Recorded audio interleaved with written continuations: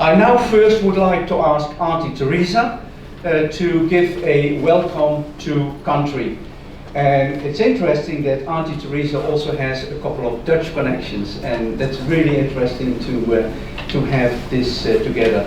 The Dutch, of course, were among the first Europeans to meet Aboriginal people in northern Queensland. Yeah? And so there's a long history between the Dutch and the Aboriginal. Not always friendly, sometimes very friendly. We also have quite a few Dutch Aboriginal people now. Shannon Brouwer is one of the rangers of the Budde Mountains, for example, and his father is Dutch. So, you know, there's quite a lot of interesting Dutch Aboriginal connections there. But can I please invite you, Aunty Theresa, to do Welcome to Country. Thank you.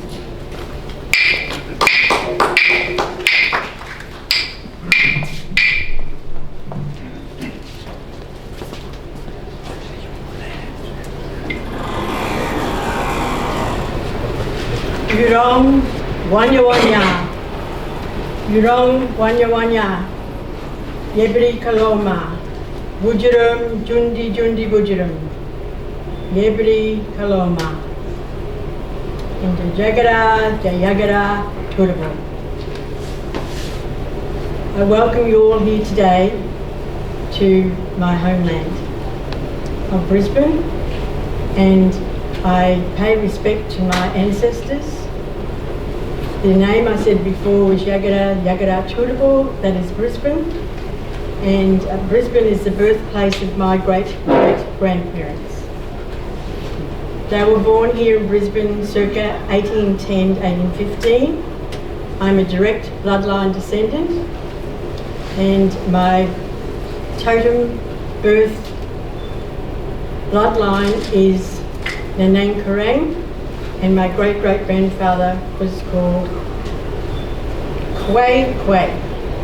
But he lived here and survived in this area until the 17th of December 1901. So he saw the arrival of the new settlers, and maybe he might have met John Oxley, who arrived here in 1823. This area was full of rainforests, animals, birds, and plenty of fish. It was the original day spa. My great-great-grandparents survived in this area, the whole of Brisbane, by himself becoming a diplomat, and he worked very closely with the religious leaders, especially the Lutheran Church, and he negotiated with them for survival. And he said, if I bring my people to you, will you help to save us? And they did, with the authorities. So that's how he survived to a very old age, when he was eventually captured in 1900. So I was born in Brisbane to my beautiful Aboriginal mother, who was their little princess. And when I was born, just before the end of the Second World War in 1945, my mother and I lived in one of the army camps in Holland Park. We stayed there for a few years, and then we were moved to the Victoria Park Army Camp, where I permanently lived for more than 5 years. So I have a lot of memories there. I know of many sacred sites in Brisbane, many birthing sites, many burial sites. So I'm very proud of my culture and my heritage. I continue to speak like this, where we gathered here today in this modern form of a corroboree.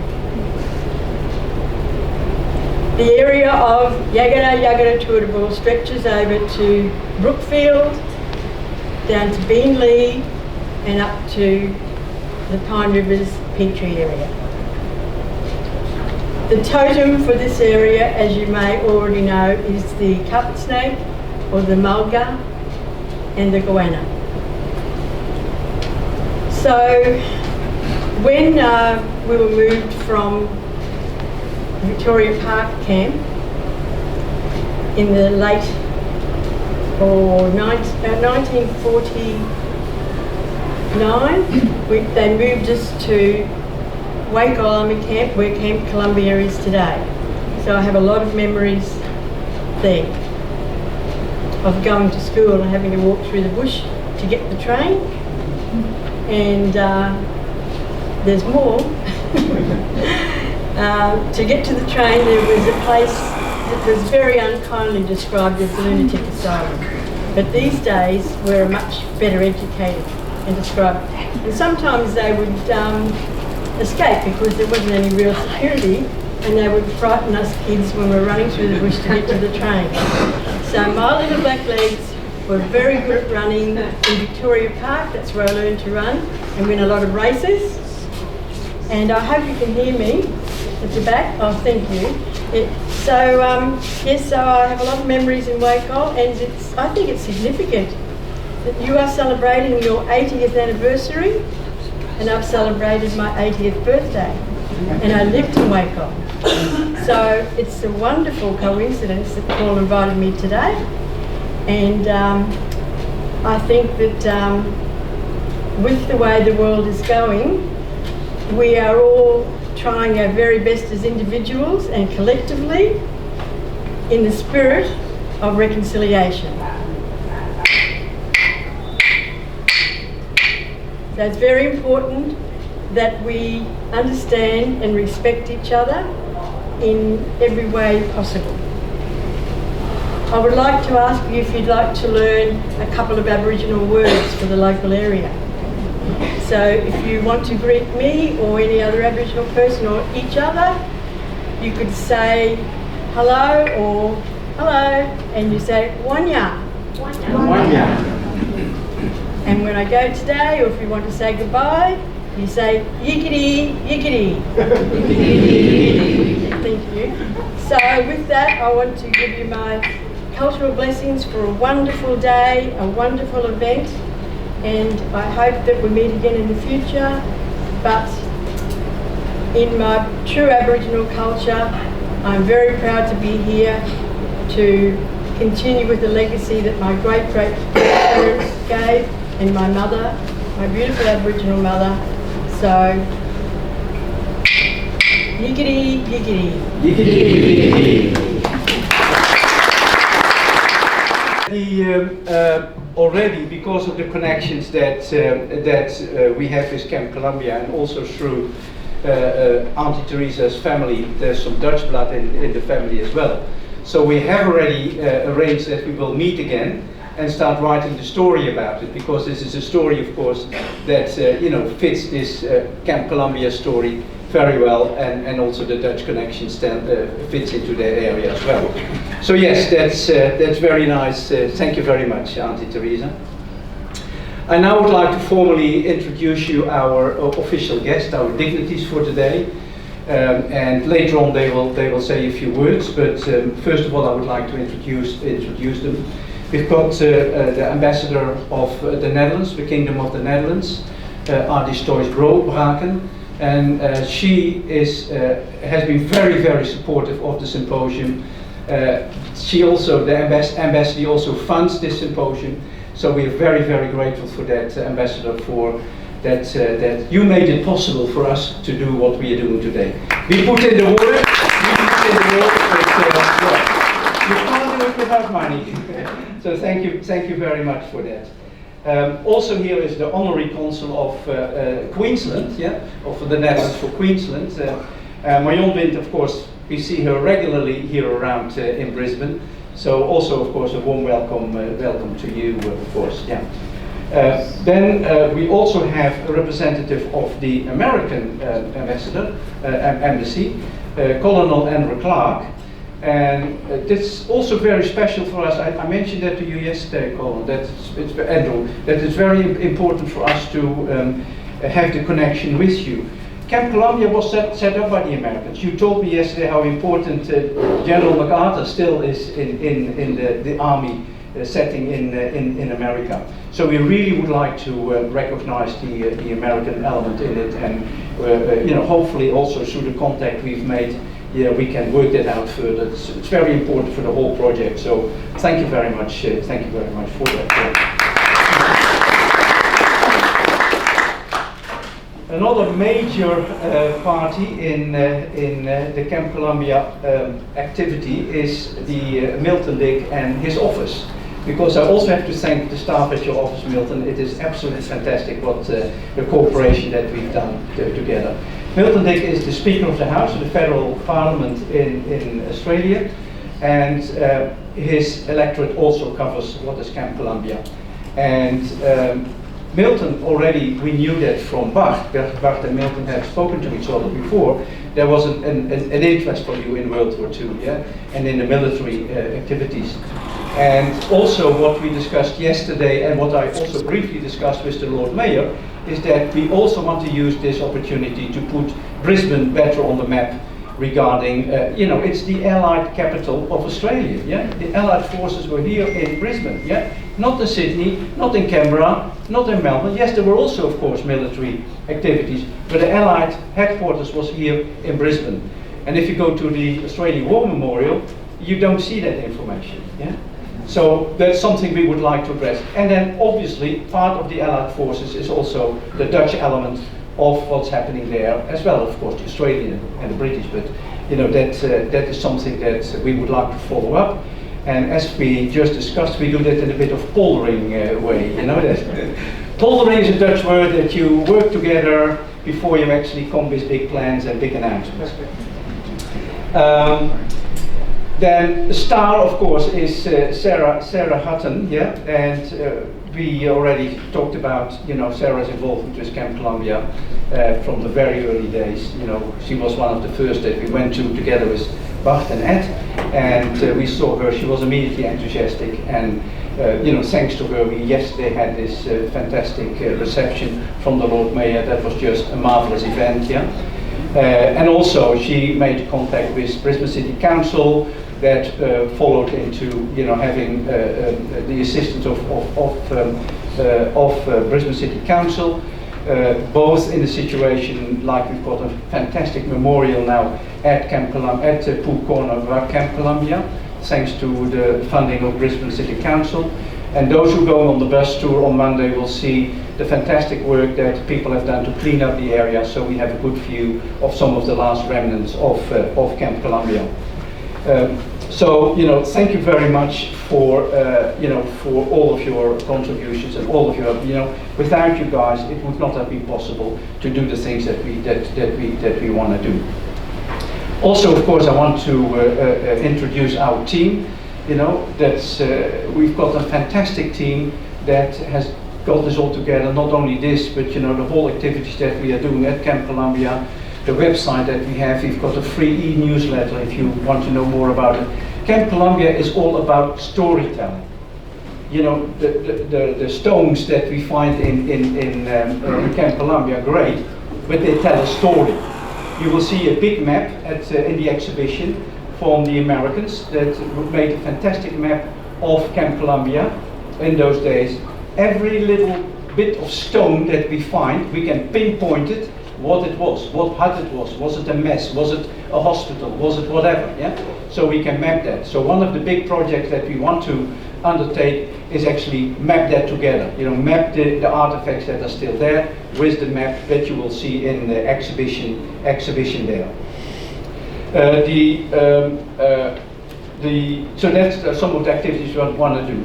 So I want to introduce you to the team. Nonya, wave your hand so that everybody knows where you are. Nonya is basically the convener of the symposium. She put the whole program together. She spoke to the speakers, etc. So that's Nonya's participation in that. Jorien over there, yeah, and she is the big brains behind it, getting it all together, making sure that I'm doing the right things. All of that, Jorien is really, she's our secretary, and she, wherever we need her, she's happening. She just last week became Dr. Jorien van Beukelen. Yeah, it was a big study, and we followed her a little bit on the end, and yeah, it was not easy for you, but you did it. Yeah, fantastic. Yeah.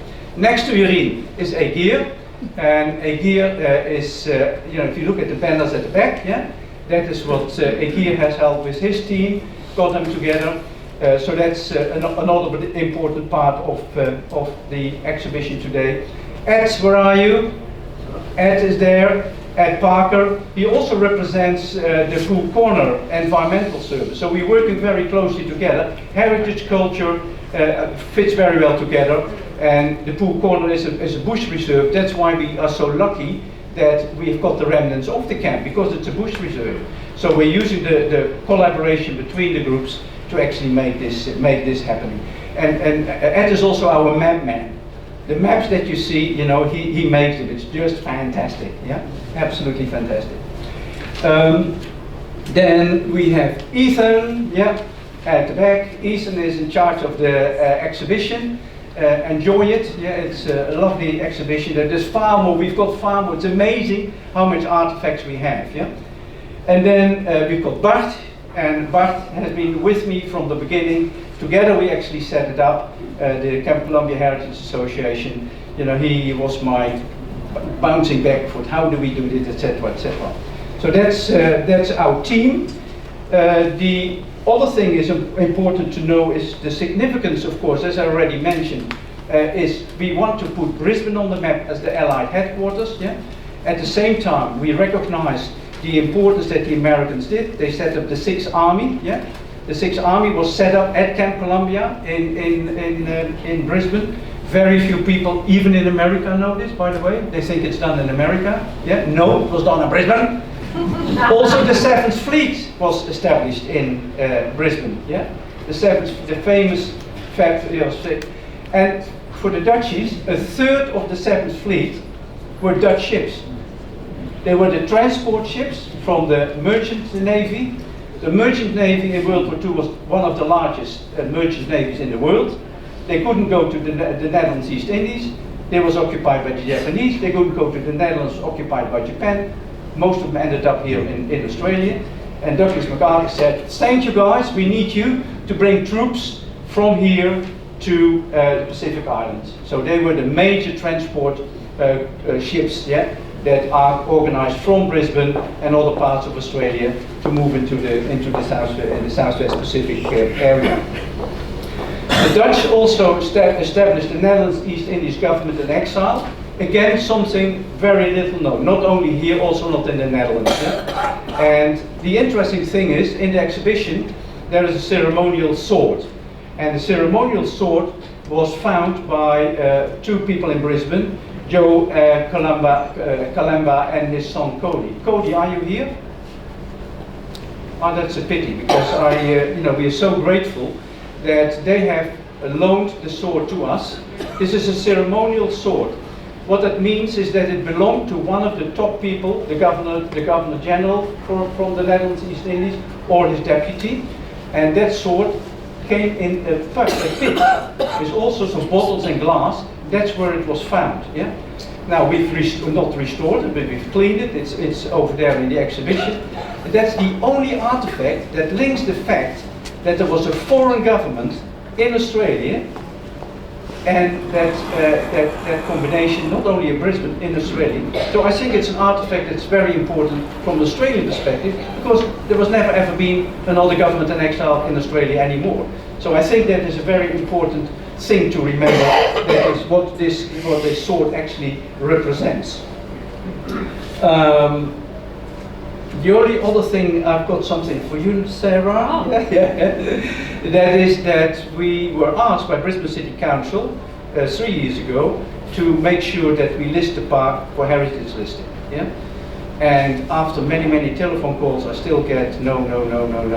They asked us to do it. Yeah. But it's somewhere in the bureaucracy floating around. Yeah. Thank you. I'm using this opportunity. Sorry, guys. That's okay. Yeah. That's it for me. I would like to once again thank you all, and once again a big welcome. And I also would like to wish you a fantastic symposium. I now would like to introduce Ian Lilly.